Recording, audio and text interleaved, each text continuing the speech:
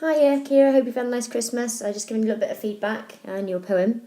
Just gonna read through the poem and then just say a little bit of a few things and what I think you could have maybe added or changed and pick up on a few things. First of all, then looking at Grandfather, then by Susan Herkenio, about how she described him before he passed away.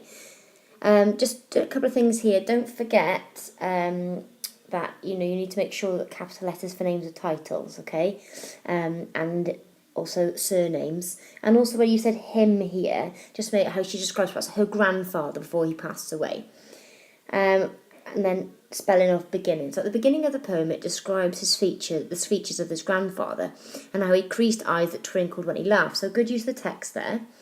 Which is all positive, check spelling, as he doesn't make us feel about death. Hang on. The way each stanza starts with remember sets the picture to make us, sorry I can't read this very clearly, make us think that something has happened which has affected someone in some way. Just make that a little bit clearer perhaps in terms of expression, okay? So like what has happened. I think Hirkner wants us to think about how different people's views on death can affect us in many different ways. Like in this case, the poet has expressed her feelings by describing the best things she can remember of the granddad. Okay, so maybe just some specific examples here then from the text, okay? So such as what? So make sure throughout your analysis you need to keep referring back to quotations from the text. In the middle of the poem, so where is the middle of the poem, okay? Always point that out. So perhaps in stanza 2, or when the poet says, and then, direct the reader to exactly which specific part you're referencing. So in the middle of the poem, she may have wanted us to think about how different seasons can affect how she presents her thoughts. So that's lovely. Each blonde autumn. This would follow by an action of some sort would gather berries, okay? So lovely that you're picking out there. You're tracking the text and some lovely original interpretation. I think the audience was aimed towards her friends and family and how they may have dealt with death. Okay, that's fine. Looking at bullet point 2 then, why you think the poet has written the poem and what they want us to think about. In this poem, the mood is quite depressing but happy. This is because of the way she describes the grandfather's actions happily with all his bright thoughts and ideas he may have come up with. The atmosphere is bright. He doesn't mention anything such bad, for instance. He solved daily crosswords. I think we need a little bit more clarity here when we're looking at mood and atmosphere. Okay, how is mood and atmosphere created? What specific words and phrases are used to create specific mood? So, and when you're talking about the mood, say what type of mood is created. Okay, because here you've said, however, the mood and atmosphere starts to change from better to worse. So be specific, like what was it before? Was it dark? Was it happy? Was it lively? And what is it now? Is it sombre? Okay, so think about the words and phrases that you use when you connect it with mood and atmosphere. So the impersonal hospital bed, this changes the reader's mood to a sad frown. Frown? The poem ends with two weeping child, which could be referring to herself, and wilting daffodils laid upon the grave. So what do you think that means there, the wilting daffodils, and how does that affect the mood and atmosphere? The poem has been written in 3 stanzas, which each presents part of the grandfather's happy life and how it affected the granddaughter. The first stanza starts with I remember. This is effective as it makes us think about what has happened and why it has. Repeating what? Repeating it to emphasise the point how she feels in the middle. It shows the grandfather's strengths. Good, that's a nice point. Clear reading there. 3 fingers missing, yet he was able to make model yachts. It ends with his hands were filled with flowers. This emphasises the happy feelings of flowers are joyful. Good, which you're looking at connotation there. And happy, which shows what he was before the death. This also shows the comparison of how he was dead, there was wilting daffodils. I think, again, we need a bit more clarity there, like what do you mean there? Jessie Emily Schofield by Judy Williams, capital letter there again, remember, is about how Williams takes one of her mother's grandmothers and describes how difficult it was to take care of someone so delicate. That's lovely. The way it describes her isn't very nice. Again, a little bit of a general description there. Closer references to the text, and think about your use of adjectives. Okay, don't try to avoid the word nice where possible. Okay, her company, but describes all the grandmother's worst features. Like in Grandad, it's about an old person, so you're making connections as you're going through, which is good. But however, did not describe all his bad features, but his best. What does that mean? Okay, again, more clarity there. It ends with how the mother's mother under my arm, which somewhat presents death and concludes what the poem is about. Again, that doesn't really make sense there.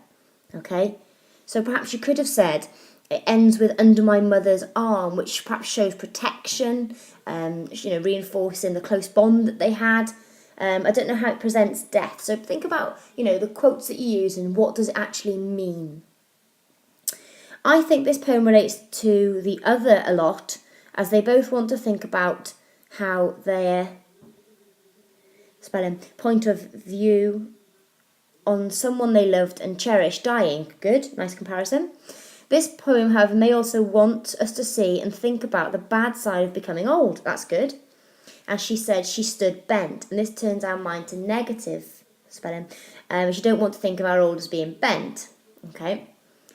The mood, or perhaps you could say it highlights her perhaps decrepit state or her inability to now to stand and support herself.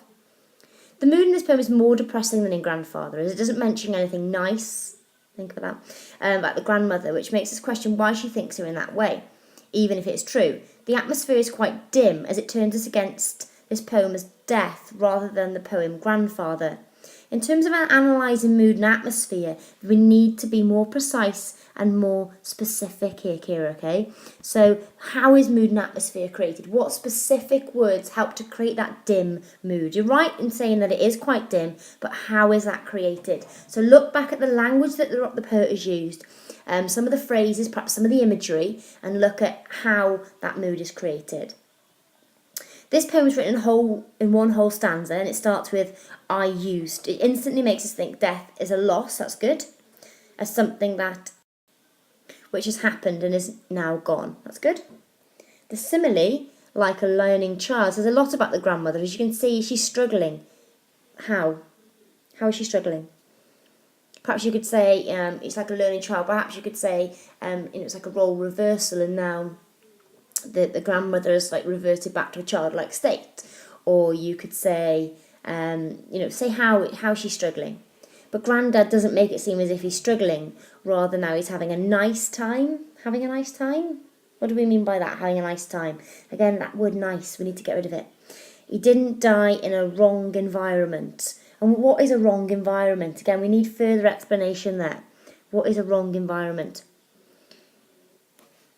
Okay, so then we've got all through this poem, all the actions of the mother can relate to a child rather than an adult. I would pour warm cups carefully over her. Can't read that. There is something we do to help a child. That's good. Okay, so you're making those connections. Okay, and analysing. Okay, so which means people can't take responsibility for their own actions and now need help. That's lovely. Nice analysis. Grandfather didn't make us think that. Okay, so again, we're making links.